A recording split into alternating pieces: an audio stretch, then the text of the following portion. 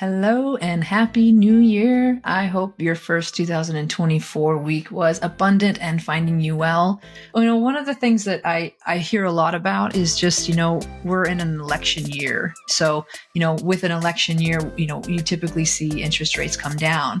And so I started thinking about that. And I think it would be interesting, to talk about it a little bit and unpack that and just do a little bit education history. So, all in all, the biggest reason for that is regardless of what's happening in inflation is that typically voters are not really happy when interest rates are high. That's the basics, regardless of where you sit on the spectrum of who you support. It's really just, that's the name of the game. But I think that what's more important is just understanding a little bit about what affects mortgage rates and what are mortgage-backed securities. I know when I started in this industry, it was a really confusing concept, and no one really could say, oh, go to this place and this will tell you everything you need to know. So I've just had to do a lot of research on my own.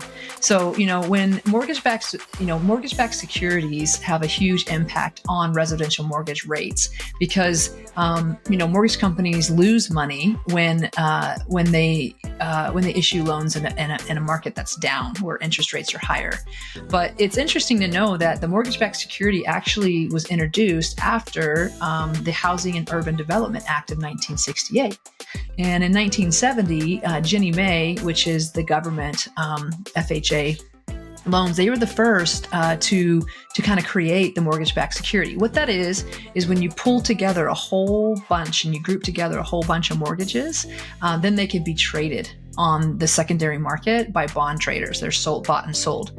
So when investors, when mortgage banks, when they basically are lending a home buyer a mortgage, they get the rights of the value of that mortgage and the payments that the borrower is making with the principal and interest, right? So who do you think, is the largest owner of mortgage-backed securities? Well, you might find it interesting to know that the number one purchaser or investor is the Federal Reserve. So there's two terms or acronyms that I think most people don't know or are not aware of that the Fed uses. One is QE and the other is QT.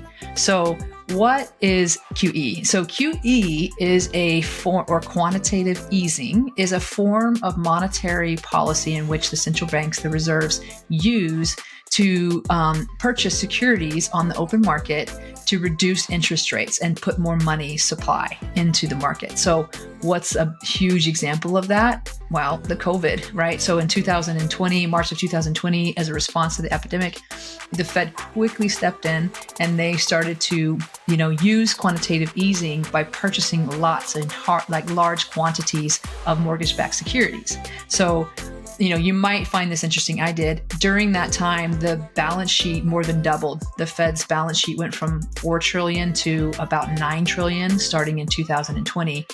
And so as a result of all of that money in the system, higher inflation, which is what we've been dealing with because there's tons of money in the system. So what's QT? QT is quantitative tightening, which refers to monetary policies that reduce the Fed's balance sheet. So basically they're selling.